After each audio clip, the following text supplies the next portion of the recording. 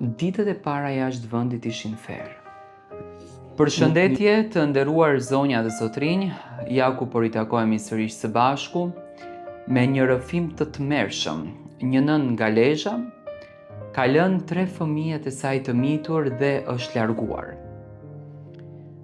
Ajo thot, nuk e di nga t'ja filloj, sepse çdo fjalë që unë e them më dhëm, sikur po e hap përsëri plagën që nuk po mbyllet kurrë në jetën time.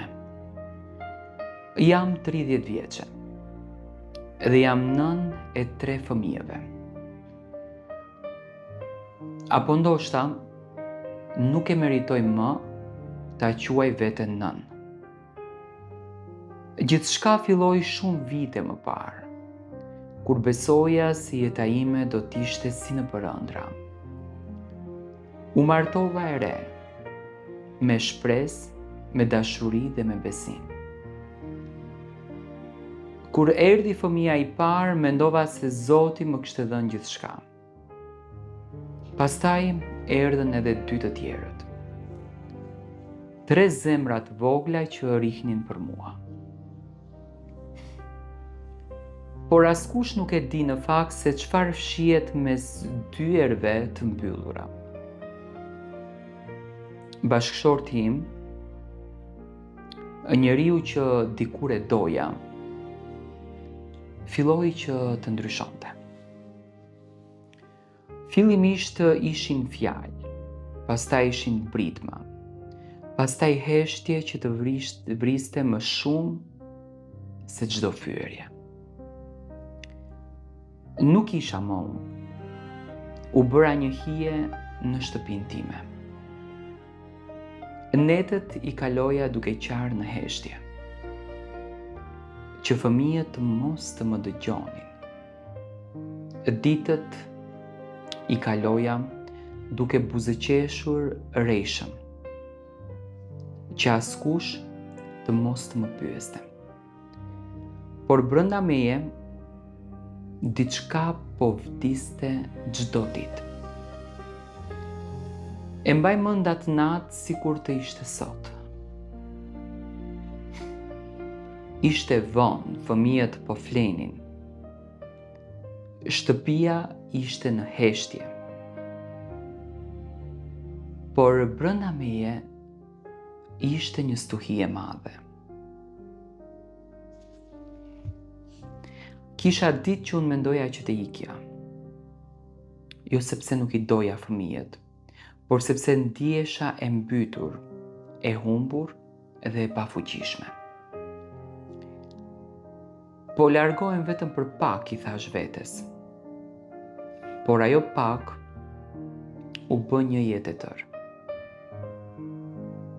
Mora një çantë të vogël, nuk mora asgjë nga fëmijët, as rrobat e tyre e as lodrat, sepse e dija që nëse do t'i prekja, nuk do t'largohesha dot.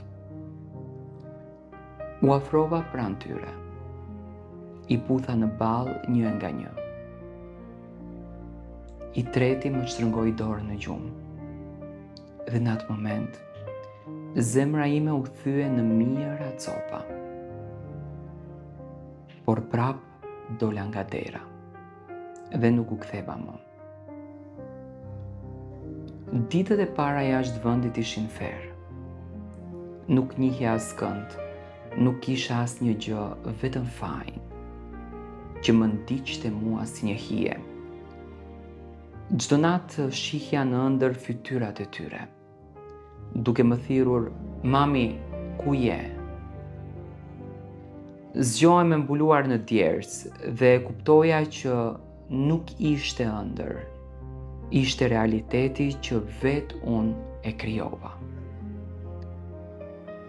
Më vonë mora vesh që ish bashkëshorti më kishte denoncuar, që policia po më kërkonte, që po më quanin nëna që braktisi fëmijët. Dhe e vërteta, nuk kisha asnjë justifikim që ta shlyen këtë gjë, apo këtë fjalë. Kaluan vite, 5 vite pa i parë, 5 vite pa i përqafuar e 5 vite pa dëgjuar zërin e tyre. U rita me dhimbjen e u mësova me vetmin, por kur nuk u mësova me mungesën e tyre. Një ditë mora guximin të shoh një foto të thyer. Ishin rritur. Nuk ishin më fëmijët që unë i lasha atë natë, nuk më njihnin më, dhe ndoshta nuk donin edhe të më njihnin, a? Aty e kuptova që nuk kisha humbur vetëm vitet, por në thelb kisha humbur gjithçka nga jeta ime. Sot jetoj me një plagë që nuk shërohet. Mund të më gjykoj kush të dojë, dhe ndoshta kanë edhe të drejtë.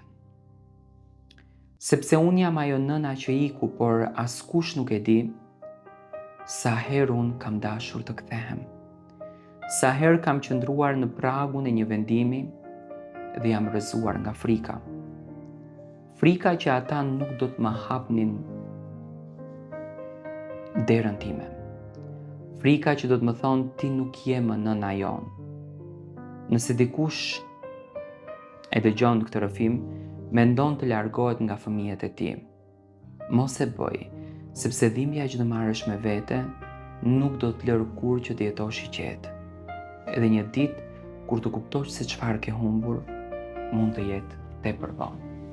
Në fakt janë këto fjalët e ndjera të kësaj nëne, e cila ka bërë një gabim. Do me thënë historinë e dëgjuat, kjo nënë është larguar nga fëmijët e saj, i ka lënë fëmijët e vetëm, dhe ka dashur që të shikon jetën e saj. Ka dashur që të jeton momente të bukura, sepse duke ikur nga përgjegjësia, duke ikur nga përditshmëria, duke ikur nga jeta, njeriu mendon se mund të lirohet, por jo.